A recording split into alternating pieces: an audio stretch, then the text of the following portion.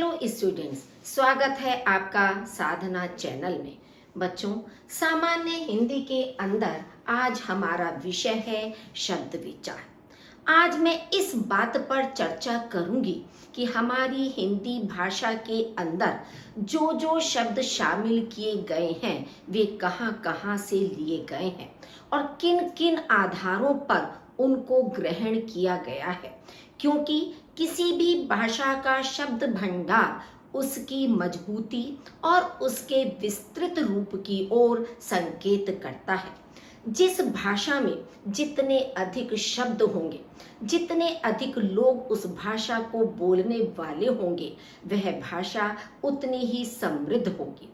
और हमारी हिंदी भाषा की स्थिति भी लगभग ऐसी ही है। हमारी हिंदी भाषा का शब्द भंडार व्यापक है।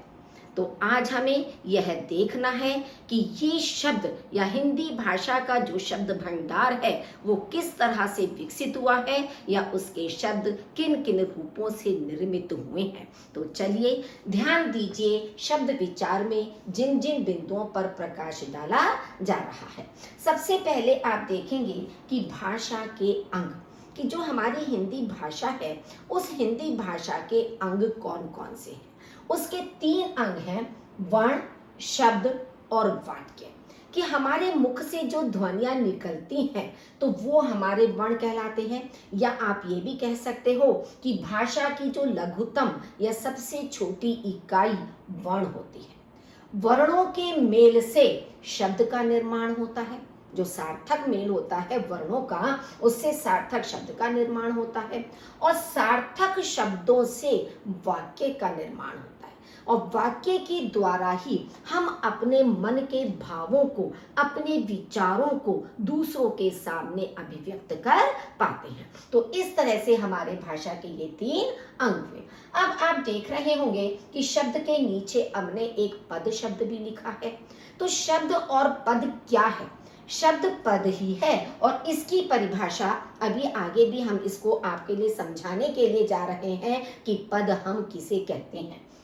शब्द की परिभाषा सबसे पहले आप देखिए कि 2 या 2 से अधिक वर्णों के मेल से बनी स्वतंत्र तथा सार्थक रचना को शब्द कहते हैं। जैसा अभी मैंने आपको ऊपर बताया था कि वर्णों के मेल से जो सार्थक शब्द बनता है वो हमारा शब्द कहलाता है। अब शब्दों में वर्णों को ऐसे क्रम में रखा जाता है कि वे सार्थक शब्द बन जाएं, सार्थक समूह बन जाएं। जैसे क, म, ला 3 वर्ण हैं। एग्जाम्पल के लिए आपके सामने हमने 3 वर्ण लिए हैं, क, म और ला। अब इनसे देखिए किस तरह से सार्थक शब्द बनते हैं और कैसे ये निरर्थक शब्द बनते हैं। अब मान लीजिए क, ल और म, हमने इस तरह से वर्णों को रखा तो इससे हमारा कलम शब्द बन गया। कलम हमारा एक सार्थक शब्द हो गया जिससे हम लिखने का कार्य करते हैं। इन्हीं तीनों वर्णों को अगर हमने क, म, ला इस क्रम में रखा तो हमारा कमल बन गया, जो एक फूल का नाम है, कमल। तो इस तरह से ये दोनों शब्द हमारे सार्थक समूह के अंदर आते हैं। लेकिन इन्हीं तीनों वर्णों को यदि हम इस तरह से रख रहे हैं, जैसे मा, ला, का वर्ण हमारे वही हैं तीनों, लेकिन इससे जो मलक शब्द बन रहा है इसका कोई अर्थ नहीं होता है। इसी तरह से ल, का, मा, लकम, लकम का कोई अर्थ नहीं होता है। तो इन दोनों के माध्यम से आपको ये स्पष्ट हो गया होगा कि जब एक व्यवस्थित क्रम में वर्णों को रखा जाता है और उससे कोई सार्थक शब्द बनता है तभी वह हमारे लिए उचित है, वरना निरर्थक शब्द का कोई अर्थ नहीं होता है। नेक्स्ट है, शब्द की विशेषताएं कौन कौन सी होती हैं। शब्द एक से अधिक वर्णों के मेल से बनते हैं। एक वर्ण से कभी शब्द की उत्पत्ति नहीं होती, शब्द नहीं बनता है। शब्द तभी बनेगा जब एक से अधिक वर्ण उसमें होंगे। 2 वर्ण भी हो सकते हैं, 3 भी हो सकते हैं, 4 या 5 भी हो सकते हैं, लेकिन एक से अधिक होने चाहिए। हर शब्द कुछ ना कुछ अर्थ देता है। जैसे अभी ऊपर आपका सार्थक और निरर्थक हमने बताया था कि हर शब्द किसी ना किसी अर्थ को प्रदान करता है, उसका कोई अर्थ निकलना चाहिए। वर्णों के मेल से बनी निरर्थक रचना को शब्द नहीं कहा जा सकता। कि हमने वर्णों का मेल तो कर दिया, लेकिन उससे कोई निरर्थक शब्द बन रहा है तो उसको हम शब्द नहीं कहते हैं। क्यों? क्योंकि उससे हमारी बात स्पष्ट नहीं हो रही है, कोई अर्थ हमें समझ में नहीं आ रहा है। भाषा में अनेक प्रकार के शब्दों का भंडार होता है। तो ये सारे शब्द किस किस तरह के शब्द होते हैं, ये आगे अभी हम इसी प्रकरण में पढ़ेंगे। तो यानी कि अनेक प्रकार के शब्द इसके अंदर होते हैं। शब्दों की क्षमता से आप अपने मन के हर भाव को व्यक्त कर सकते हैं। कि शब्दों के अंदर ऐसी क्षमता होती है, ऐसा सामर्थ्य होता है कि जो बात हम दूसरों को कहना चाह रहे हैं, बताना चाह रहे हैं, वह बात हम उसको व्यक्त कर सकते हैं या उसको स्पष्ट कर सकते हैं। अब ऊपर हमने जो पद शब्द लिखा था, देखिए यहाँ पर हमने उसको स्पष्ट किया है कि शब्द और पद में क्या अंतर है। शब्द जब वाक्य में प्रयुक्त होता है तो वो पद कहलाता है। तब उस पर लिंग, वचन, कारक आदि का प्रभाव पड़ता है। जैसे मान लीजिए, आप समझिए, शब्द है, मान लीजिए आपका राम, जाता, प्रतिदिन, है, विद्यालय, ये सारे शब्द हैं आपके। ठीक है, कि जितने भी हमने लिखे हैं, ये देखिए थोड़ा हमने गैप कर करके लिखा है, इसीलिए कि क्योंकि ये हमारे सारे शब्द हैं। लेकिन ये सारे शब्द हमारे किसी वाक्य को ठीक से नहीं बता रहे हैं, कर रहे हैं। लेकिन जब हम इन्हीं शब्दों को एक वाक्य के अंदर प्रयुक्त कर देते हैं, यहाँ तक तो ये स्वतंत्र हैं, आजाद हैं, अलग से हैं कि राम अलग शब्द है, जाता अलग शब्द है, विद्यालय अलग शब्द है, प्रतिदिन अलग शब्द है। लेकिन जब हम इन सारे शब्दों को एक वाक्य के अंदर बांध देते हैं, तब वो हमारा पद कहलाने लगता है। क्यों? क्योंकि वह किसी एक स्थान को प्राप्त कर लेता है, एक पदवी को प्राप्त कर लेता है। मान लीजिए राम है, राम को यहाँ पर एक स्थान या पदवी मिली संज्ञा की। प्रतिदिन है, ये क्रिया विशेषण की पदवी इसको मिल गई।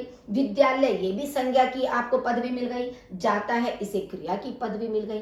तो वाक्य में प्रयुक्त होने पर हर शब्द को कोई ना कोई एक स्थान प्राप्त हो जाता है, तो वह पद कहलाने लगता है। आगे देखिए आप इसका कि शब्दों का वर्गीकरण।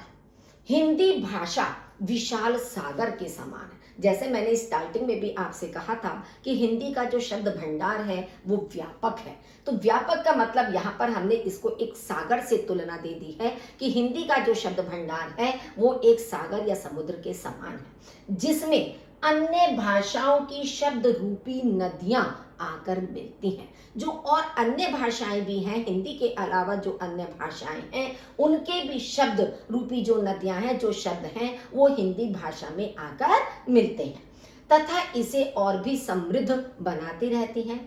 भाषा कुछ शब्द स्वयं बनाती है तो कुछ शब्द अन्य भाषाओं से ग्रहण करती है। मतलब कुछ शब्द तो हिंदी भाषा के अपने हैं और कुछ शब्द दूसरी भाषाओं से लिए हुए हैं, उनसे ग्रहण किए हुए हैं। क्योंकि समय समय पर अन्य भाषाओं ने भी हिंदी भाषा पर अपना प्रभाव डाला है। शब्दों का वर्गीकरण 4 आधार पर किया जाता है। ठीक है, अब शब्दों का वर्गीकरण आप देखिए कि सबसे पहला है, 4 रूपों में है, उत्पत्ति, स्रोत, इतिहास के आधार पर। अब ये देखिए हमने ऑब्लिक कर करके आपका लिखा है, क्योंकि जब प्रश्न आपकी परीक्षा में आते हैं तो वो किसी भी शब्द के रूप में पूछ सकते हैं कि स्रोत के आधार पर यह किस प्रकार का शब्द है, या उत्पत्ति के आधार पर शब्द का भेद बताइए। तो इसलिए हर तरह की जानकारी आपको होनी चाहिए कि जो फर्स्ट हमारा वर्गीकरण का या जो भेद है हमारे शब्द का, वो उत्पत्ति, स्रोत या इतिहास, मतलब कहाँ से उत्पत्ति हुई है, कैसे उसका जो स्रोत है उसके आधार पर है। दूसरा है व्युत्पत्ति या रचना के आधार पर। थर्ड है अर्थ के आधार पर। फोर्थ है व्याकरणिक, व्यवहार और प्रयोग के आधार पर। इसके भी 3 नाम आ गए कि व्याकरणिक दृष्टि से, व्यवहार के रूप में, प्रयोग के आधार पर, और कहीं कहीं आपको लिखा मिलेगा रूप शब्द, चौथा शब्द रूप भी आ जाता है कि व्याकरणिक, व्यवहार, रूप और प्रयोग के आधार पर। तो इन 4 रूपों में शब्दों को बांटा गया है। अब एक एक करके हम आपको स्पष्ट करेंगे। फर्स्ट है उत्पत्ति या स्रोत के आधार पर।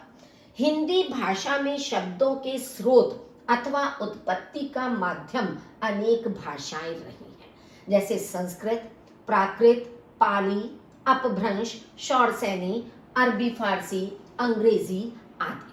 मतलब समय समय पर, जैसे आपने देखा होगा कि मुगलों ने हमारे देश में बहुत लंबे समय तक राज किया, तो मुगलों की जो भाषा थी अरबी फारसी, जो उनकी भाषा थी, वो हमारी हिंदी में कुछ उनके शब्द आ गए, उसका प्रभाव पड़ा। फिर अंग्रेजों ने शासन किया, तो अंग्रेजों के अंग्रेजी के कुछ शब्द हमारे इसके अंदर आ गए। संस्कृत हमारी मूल भाषा है, संस्कृत भाषा के अंदर हमारी वैदिक संस्कृत, लौकिक संस्कृत भी आ जाती है, तो मूल भाषा हिंदी की संस्कृति है। उसके बाद प्राकृत आई, पाली आई, अपभ्रंश आई, शौर सैनी आई, और हिंदी हमारी शौर सैनी के बाद आती है, कि इन सब के गुजरने के बाद ही हिंदी भाषा का जन्म हुआ या उसकी उत्पत्ति हुई थी।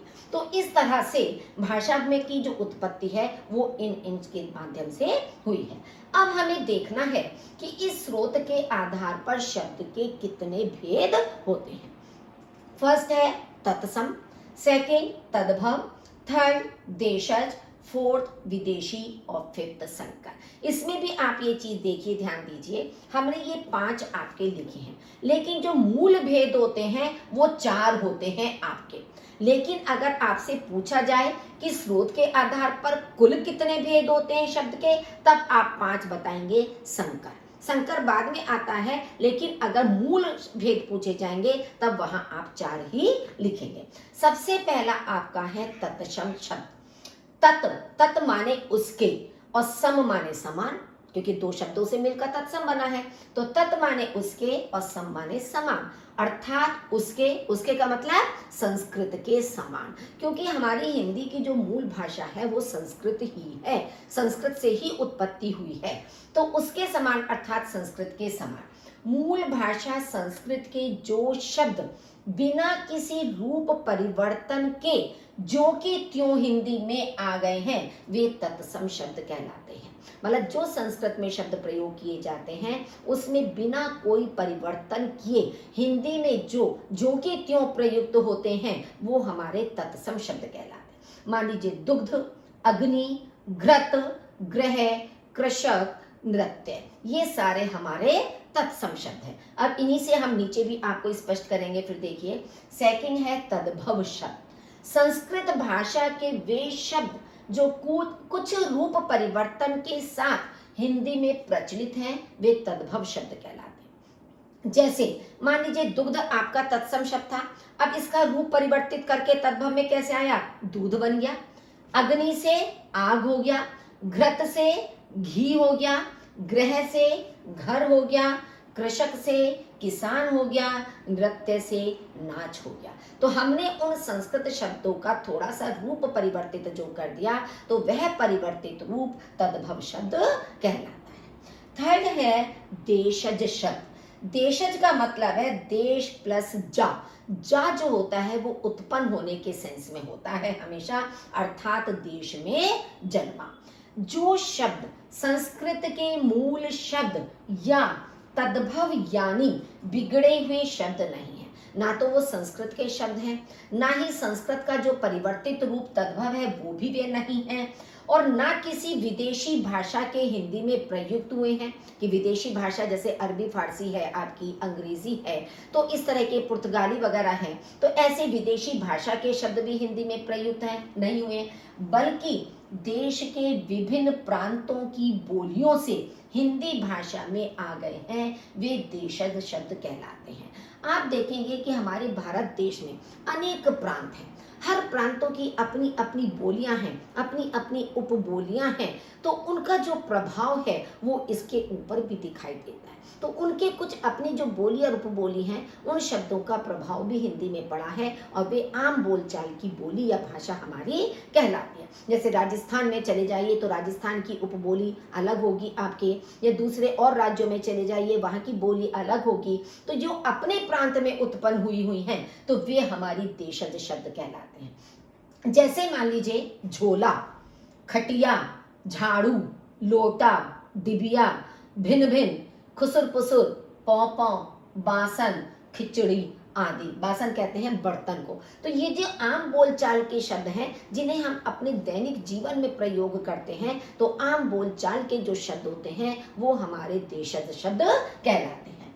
नेक्स्ट है विदेशी शब्द। इन्हें आगत भी कहते हैं। आगत का मतलब आए हुए, दूसरी भाषाओं से आए हुए, इसलिए विदेशी शब्दों को आगत शब्द भी कहा जाता है।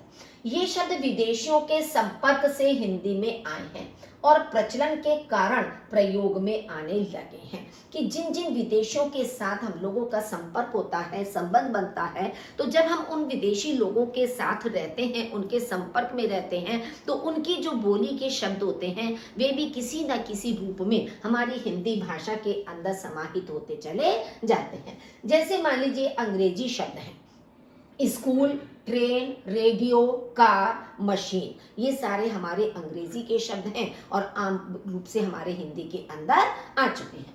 अरबी शब्द आदत, औजार, कत्ल, कानून, औकात आदि, ये अरबी शब्द हैं। फारसी शब्द में किताब, आदमी, चश्मा, कागज, दुकान आदि, ये फारसी के शब्द आपके हो गए हैं।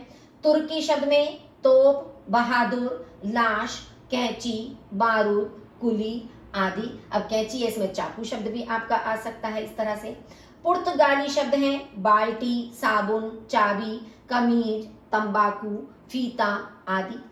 चीनी शब्द में आप देखिए लीची, चाय, चीकू, पटाखा, तूफान आदि, ये चीनी शब्द हैं हमारे। फ्रांसीसी में पुलिस, बिगुल, कार्टून, कर्फ्यू, रेस्टोरेंट आदि। यूनानी शब्द टेलीफोन, एटम, डेल्टा, टेलीग्राफ आदि। स्टूडेंट्स, इस तरह के शब्दों को आपको ध्यान में रखना आवश्यक है क्योंकि इनमें से बहुत सारे शब्द आपकी प्रतियोगी परीक्षाओं में पूछा जाता है। कि मान लीजिए अगर आपसे कह दिया गया कि कैंची किस प्रकार का शब्द है, किस भाषा का शब्द है, तो आपको मालूम होना चाहिए कि कैंची शब्द तुर्की शब्द है। तो क्योंकि ये सारे शब्द हमारे हिंदी में आप देखते हैं प्रयुक्त होते हैं और वो ये इन सारी भाषाओं से प्रभावित हुए हैं या इन लोगों के हम संपर्क में रहे हैं, जिससे ये हमारी हिंदी भाषा के अंदर आते चले गए और हमारी हिंदी का शब्द भंडार बढ़ता चला गया। नेक्स्ट है आपका संकर। संकर शब्द को मिश्रण या मिश्रित शब्द भी कहा जाता है। जो शब्द अलग अलग भाषाओं के शब्दों के मेल से बनते हैं वे संकर शब्द कहलाते हैं। हिंदी भाषा में अनेक संकर शब्दों का प्रयोग किया जाता है। अनेक भाषाओं के मेल से क्या मतलब है कि एक शब्द किसी भाषा का और दूसरा शब्द किसी दूसरी भाषा का, वो संकर शब्द कहलाते हैं। मान लीजिए अंग्रेजी हिंदी, कि टिकट शब्द अंग्रेजी का है, घर शब्द हिंदी का है, तो टिकट घर बन गया हमारा। इसी तरह से कपड़ा शब्द हिंदी का है, मिल शब्द अंग्रेजी का है, तो कपड़ा मिल बन गया। वर्ष शब्द संस्कृत का है, गांठ शब्द हिंदी का है, वर्ष गांठ हो गया। खून शब्द फारसी है, पसीना हिंदी है, खून पसीना बन गया। तेल शब्द हिंदी है, साबुन पुर्तगाली है, तेल साबुन बन गया। सुरमा अरबी शब्द है, पाउडर अंग्रेजी शब्द है, सुरमा पाउडर बन गया। तो इस तरह से जिन शब्दों में एक शब्द किसी भाषा का, दूसरा शब्द किसी दूसरी भाषा का होता है, उन्हें हम संकर शब्द या मिश्रण शब्द या मिश्रित शब्द कहते हैं। तो बच्चों, ये शब्दों का फर्स्ट जो आपका वर्गीकरण में था उत्पत्ति या स्रोत के आधार पर, वो आपका पूरा हो गया और ये आपको अच्छी तरह से समझ में आ गया होगा। इसके बाद जो हमारी गलती होती है सबसे ज्यादा, क्योंकि तत्सम तद्भव शब्द हमसे पूछे जाते हैं बार बार कि ये कैसा शब्द है, ये तत्सम शब्द है या ये तद्भव शब्द है, तो हम उनको कैसे पहचाने। तो उनको पहचानने की ट्रिक यहाँ पर आपको बताई गई है। मान लीजिए जो विसर्ग है, विसर्ग का प्रयोग केवल तत्सम संस्कृत शब्दों में होता है, जैसे केशवः, रामः। तो ये जितने भी हमारे विसर्ग लगते हैं वो केवल हमारे तत्सम शब्दों में ही लगते हैं। क्ष का प्रयोग केवल तत्सम के शब्दों में होता है, जैसे शिक्षा, शिक्षक, क्षत्रिय। तो ये वाला जो क्ष है आपका क और शा को मिलकर बना है, ये हमेशा तत्सम शब्द में होगा, तद्भव में इसका प्रयोग नहीं होता है। री का प्रयोग केवल तत्सम में होता है, जैसे श्रृंगार, मृत्तिका, घृत। जो नीचे आपका री लगा हुआ है ये भी तत्सम शब्दों में ही लगता है। संयुक्ताक्षर तथा संयुक्त व्यंजन से बने शब्द तत्सम होते हैं। हमने वर्ण विचार जब आपको पढ़ाया था तब आपको संयुक्ताक्षर और संयुक्त व्यंजन समझाए थे। तो इनसे बने हुए जो शब्द होते हैं वे भी तत्सम होते हैं, जैसे हस्त, प्रथम, देखिए आधा स और ता मिलकर ये संयुक्ताक्षर हो गया। प्रथम में प रा मिलकर संयुक्ताक्षर हो गया। ऐसे ही आम्र में म और रा मिलकर संयुक्ताक्षर हो गया। अब अक्षी में क्ष का शा मिलकर संयुक्त व्यंजन है। आश्रय में शा रा मिलकर संयुक्त व्यंजन है। ज्ञानी में ज और या मिलके ज्ञा संयुक्त व्यंजन है। तो इस तरह से संयुक्ताक्षर और संयुक्त व्यंजन भी तत्सम में ही आते हैं। अब अनुनासिक के प्रयोग से बने शब्द कभी तत्सम नहीं होता। अनुनासिक का यहाँ पर बेटा चिन्ह होता है चंद्र बिंदु। तो चंद्र बिंदु के प्रयोग से बना शब्द कभी तत्सम नहीं होता। जैसे अनुनासिक का तत्सम रूप अनुस्वार होता है। पंचम तत्सम है, 5 तद्भव है। अब आप देखेंगे कि ये जो 5 शब्द है, यह केवल जो चंद्र बिंदु का जो प्रयोग है वो केवल तद्भव में होता है, ये कभी भी तत्सम में नहीं होता। तत्सम यदि हमें 5 का बनाना है तो हम पंचम लिखेंगे, उसके ऊपर हम अनुस्वार लगा देंगे, लेकिन अनुनासिक का चिन्ह नहीं लगाएंगे। ण तथा ढ़ उत्क्षिप्त व्यंजन के प्रयोग से बना शब्द भी तत्सम नहीं होता। क्यों? क्योंकि ये दोनों हमारे नव विकसित शब्द हैं। जब हमने हिंदी भाषा को शुरू किया तब हिंदी भाषियों के द्वारा ये दोनों शब्द बनाए गए हैं, तो इसलिए इनका संस्कृत से कोई लेना देना नहीं है। संस्कृत से नहीं है तो ये तत्सम शब्द भी नहीं है। प्रायः संस्कृत में व वर्ण तद्भव में बा हो जाता है, कि तत्सम में जो वा होता है वो हिंदी में जब हम तद्भव में लिखेंगे तो वो बा बन जाता है। जैसे पूर्व का पूरब, वारिद का बादल, वर्षा का बरसात, विनती का बिनती, तो हर जगह वा का हमारा बा में अंतर हो गया। तो ये हमारे तत्सम और तद्भव को पहचानने की नियम थे। अब हमारा सेकंड आ जाता है व्युत्पत्ति, रचना या बनावट के आधार पर शब्दों के भेद। इस आधार पर शब्दों के 3 भेद हैं। रचना के आधार पर शब्द भेद कैसे हैं? रूढ़ शब्द, यौगिक शब्द और योग रूढ़ शब्द, ये 3 प्रकार के शब्द हमारे सामने हैं। अब देखिए कि रूढ़ शब्द हम किन्हें कहते हैं? जो शब्द किसी विशेष अर्थ के लिए रूढ़ या प्रसिद्ध हो जाते हैं। रूढ़ का मतलब प्रसिद्ध हो जाना, कि कोई भी हमारा एक ऐसा शब्द है कि जिसका अर्थ हमेशा वही रहेगा उसका, जिसके लिए वह प्रसिद्ध हो गया है। मान लीजिए पेड़ शब्द है तो वो पेड़ के लिए ही प्रसिद्ध है, उसका कोई और अर्थ नहीं निकल सकता।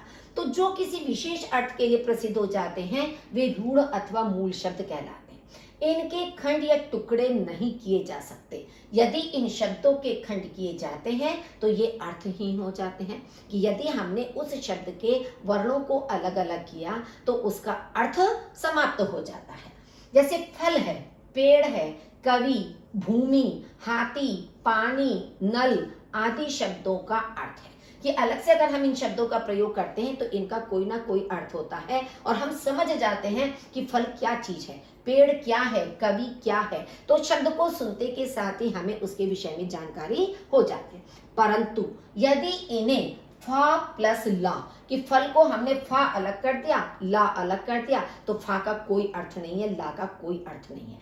इसी तरह से पे और ड़ा में, का और वी में, भू मी में, हा थी में, पा और नी में, ना और ला, अगर इनको हम इस तरह से अलग अलग करके लिखते हैं तो इनका कोई अर्थ नहीं रह जाता। प्रत्येक रूढ़ या मूल शब्द का अपना निश्चित और विशेष अर्थ होता है, वरना वो निरर्थक हो जाता है यदि हम इनको अलग अलग कर देते हैं। सेकंड है आपका यौगिक शब्द। तो रूढ़ शब्द आपको स्पष्ट हो गया है कि जो भी शब्द अपना विशेष अर्थ के लिए प्रसिद्ध होता है। यौगिक शब्द, जो शब्द 2 शब्दों या शब्द व शब्दांश के मेल से बनते, या तो 2 शब्दों को जोड़कर बनता है या एक शब्द और दूसरा शब्दांश होता है। शब्दांश का मतलब क्या होता है? जैसे उपसर्ग है, प्रत्यय है, कि आपका किसी शब्द से पहले उपसर्ग भी हो सकता है या किसी शब्द के बाद प्रत्यय भी हो सकता है।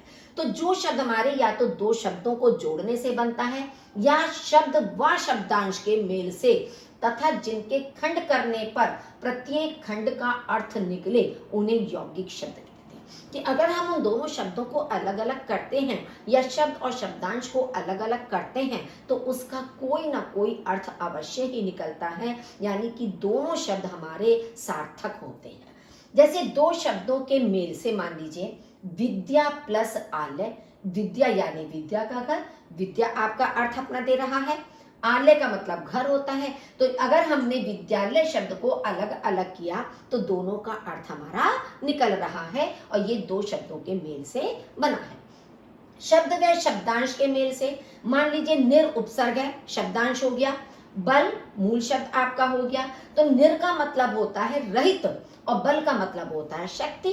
तो जिसके अंदर शक्ति ना हो, शक्ति से रहित, वो निर्बल कहलाता है, यानी कि कमजोर। इसी तरह से मोटा शब्द है, मोटा प्लस आपा, आपा प्रत्यय हो गया, यहाँ उपसर्ग था, ये प्रत्यय हो गया। तो ये इन दोनों के मेल से मोटापा शब्द आपका बन गया। तो अन्य उदाहरण जैसे इसी तरह के हैं, विद्यार्थी, विद्या और अर्थी, पाठशाला, पाठ और शाला, हस्तलिखित, हस्त और लिखित यानी हाथ से लिखा हुआ, सुपुत्र, सु और पुत्र यानी अच्छा पुत्र, राष्ट्रपिता, राष्ट्र और पिता यानी राष्ट्र के पिता। तो यौगिक शब्द हमारे हमेशा याद रखिए दो शब्दों के या शब्द शब्दांशों के मेल से बनते हैं। विशेष इसमें है ये शब्द उपसर्ग, प्रत्यय, संधि, समास से बनते हैं। इन चारों चीजों से ये हमारे यौगिक शब्द बनते हैं, चाहे संधि से बने, चाहे समास से बने, चाहे उपसर्ग और प्रत्यय से बने।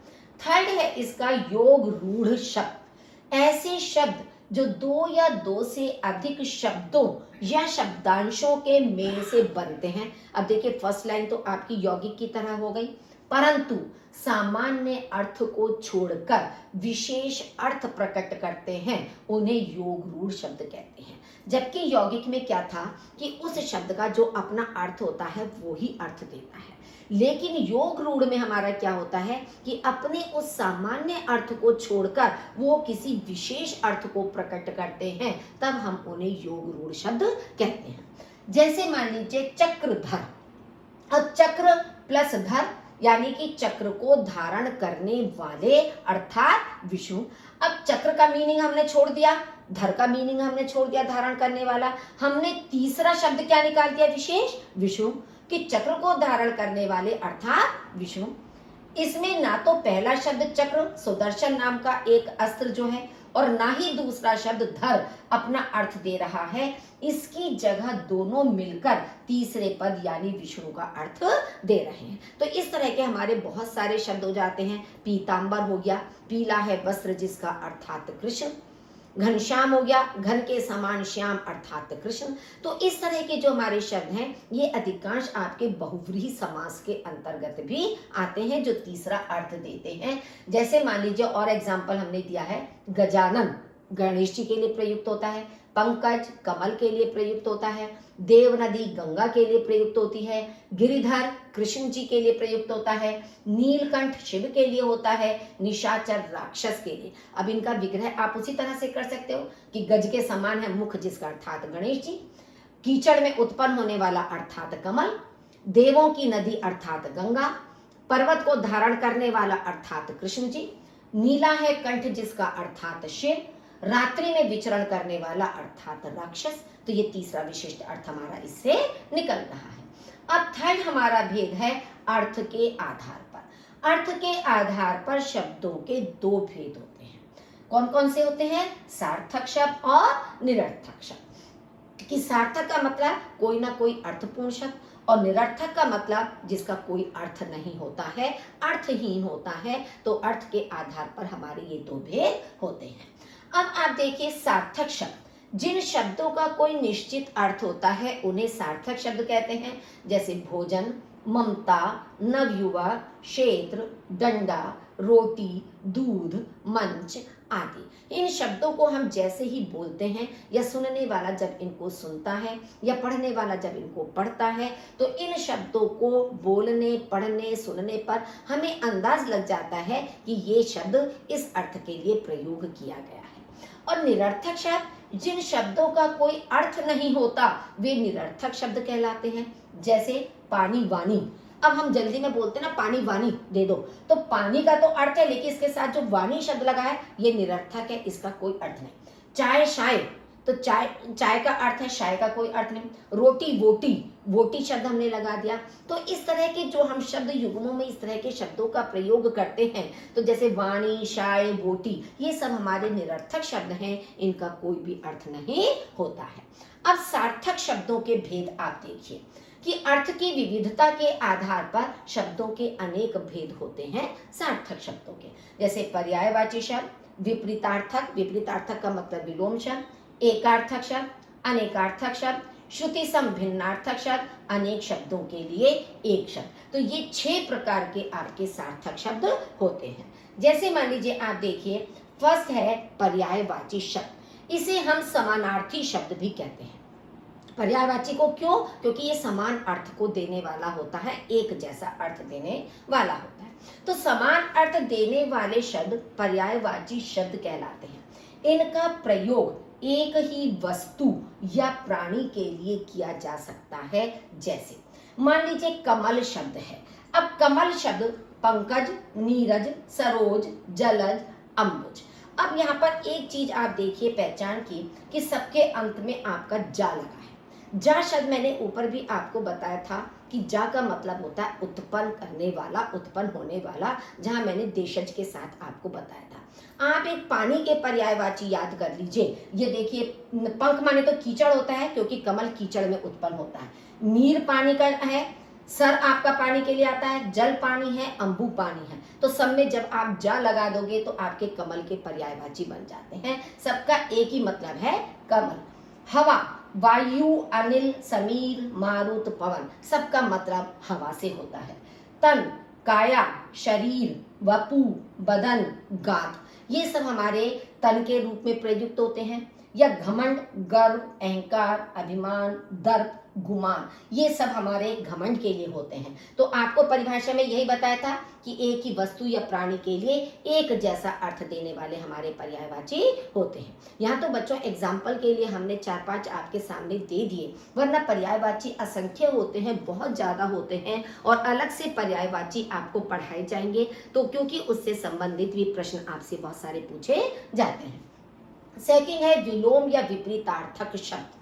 जो शब्द एक दूसरे का विपरीत या उल्टा अर्थ प्रकट करते हैं वे विलोम शब्द कहलाते हैं। मतलब उल्टा अर्थ प्रकट करने वाले। जैसे ठंडा है तो गर्म हो गया उल्टा, मित्र है शत्रु हो गया, रात है दिन हो गया, काला गोरा, अच्छा बुरा, हर्ष शोक। यानी कि जो उल्टा अर्थ देने वाले होते हैं उन्हें हम विपरीतार्थक शब्द कहते हैं। एकार्थक शब्द, केवल एक ही अर्थ का बोध करवाने वाले शब्द एकार्थक शब्द कहलाते हैं। जैसे गाय, पवन, नदी, पर्वत, पुस्तक, वृक्ष, मित्र, घर आदि। इनका एक ही अर्थ होता है, इनका कोई दूसरा अर्थ नहीं निकलता है। तो इनका जैसा का कोई दूसरा अर्थ निकलेगा तो वो आपके समानार्थी पर्यायवाची हो जाएंगे। तो इनका जब एक ही अर्थ निकलता है उन्हें हम एकार्थक शब्द कहते हैं। अनेकार्थी शब्द, वे शब्द जिनसे एक से अधिक अर्थों का बोध होता है वे अनेकार्थी शब्द कहलाते हैं। जैसे हंस, अब हंस शब्द का अर्थ अलग अलग अर्थों में निकलता है। शब्द हंस को, सूर्य को भी हंस कहा जाता है, आत्मा को भी हंस कहा जाता है, एक पक्षी हंस होता ही है। हंस अधिकांश हम पक्षी के रूप में ही जानते हैं, लेकिन अनेकार्थी में आप देखेंगे सूर्य और आत्मा भी हंस को ही कहा जाता है। अक्ष है, अक्ष का मतलब आंख भी होता है और अक्ष का मतलब धुरी भी होता है कि एक अक्ष पे घूमना, एक धुरी पर घूमना। कर्ण, कर्ण का मतलब कान भी होता है और कर्ण का मतलब कुंती पुत्र का नाम भी कर्ण था। घट, घट माने घड़ा भी होता है और घट माने शरीर भी होता है। तो इस तरह से आप देखेंगे कि जहां एक शब्द के अनेक अर्थ निकलते हैं, अनेक अर्थ जिससे चिपके होते हैं तो उन्हें हम अनेकार्थी शब्द कहते हैं। श्रुति सम भिन्नार्थक शब्द, वर्तनी में भी सूक्ष्म अंतर के कारण जो शब्द सुनने में एक जैसे लगते हैं परंतु भिन्न अर्थ देते हैं। मतलब सुनने में तो हमें एक जैसे लग रहे हैं लेकिन उनका अर्थ अलग अलग होता है, उन्हें हम श्रुति, श्रुति का मतलब है सुनने में, सम माने समान, भिन्नार्थक माने भिन्न अर्थ देने वाले, कि सुनने में एक जैसे लेकिन भिन्न अर्थ देने वाले जो होते हैं उन्हें हम श्रुति भिन्नार्थक शब्द कहते हैं। जैसे मान लीजिए अवधि शब्द है, भाषा का नाम। अवधि में जब हम धा पर बड़ी ई की मात्रा लगाते हैं तो वो एक भाषा के नाम में प्रयुक्त होता है और इसको भी हम अवधि बोलेंगे। लेकिन यहाँ आप देखिए छोटी ई की मात्रा है तो इसका अर्थ हो जाता है समय या सीमा। तो हमारा उच्चारण तो एक जैसा हो रहा है, सुनने में एक जैसा लग रहा है अवधि अवधि, लेकिन अर्थ हमारे अलग अलग हो गए। अन्न, अन्न, अन्न का मतलब अनाज, अन्य का मतलब दूसरा।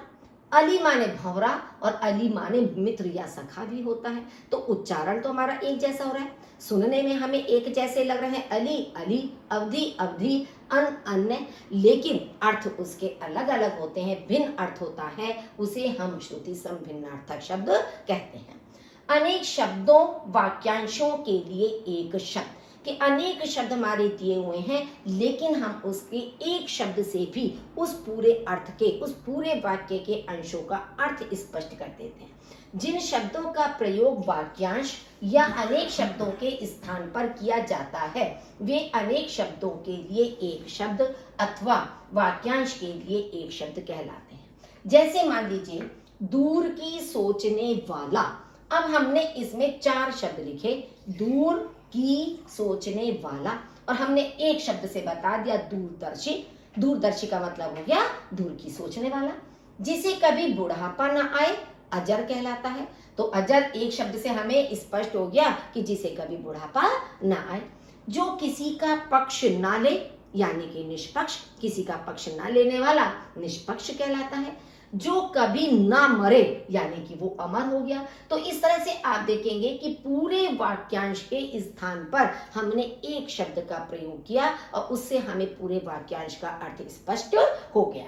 अब आगे देखिए, 4th हमारा है प्रयोग, व्याकरणिक, व्यवहार या रूप के आधार पर। देखिए 4 नाम है इसके भी, चाहे तो प्रयोग के आधार पर कह सकते हो, व्याकरण के आधार पर कह सकते हो, व्यवहार के आधार पर कह सकते हो, या रूप के आधार पर कह सकते हो।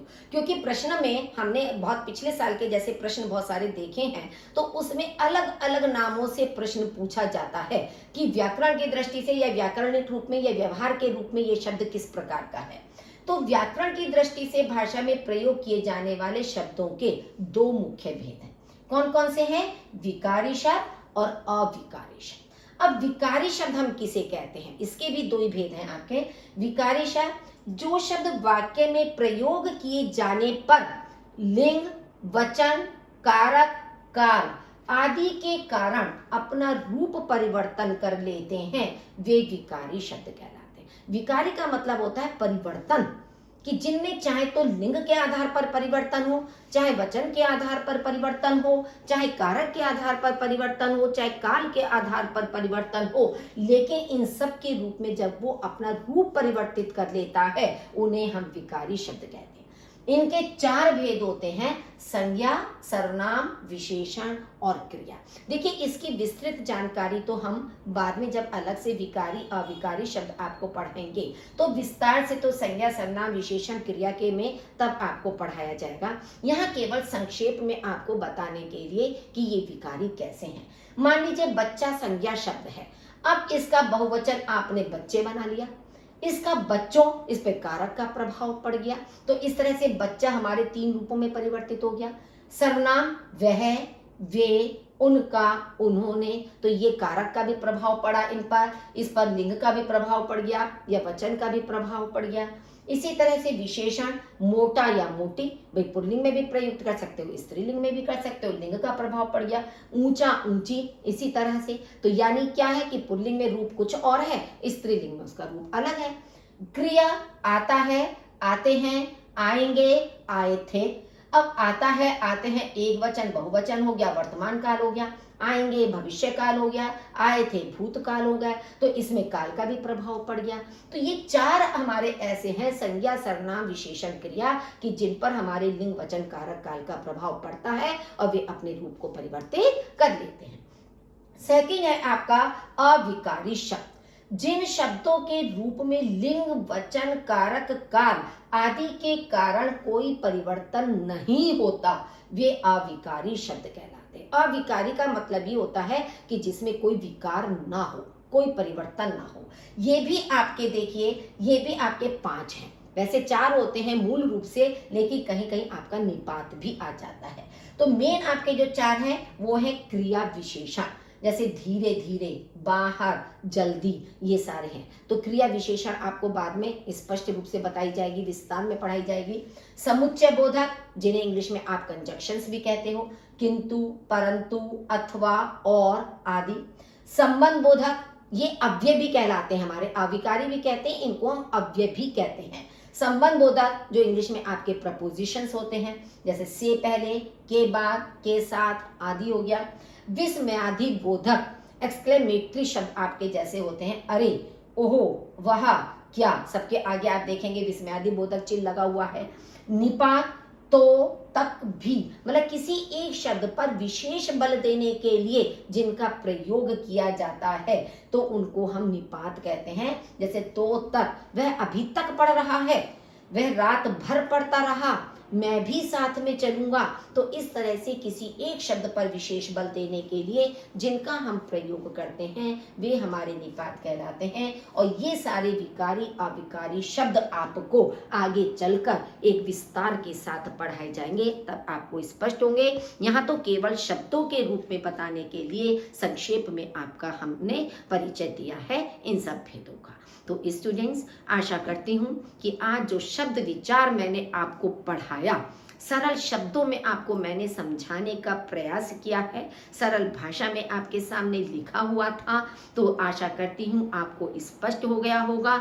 यदि एक बार में कहीं कोई कंफ्यूजन है तो आप इस वीडियो को बार बार देख कर फिर से अच्छी तरह समझ सकते हैं। और नेक्स्ट क्लास में हम इस शब्द विचार से संबंधित प्रश्न आपके सामने लेकर आएंगे, तो आप इसको ध्यान से पढ़कर रखिए ताकि आप उन प्रश्नों का समाधान सरलता से कर सकें।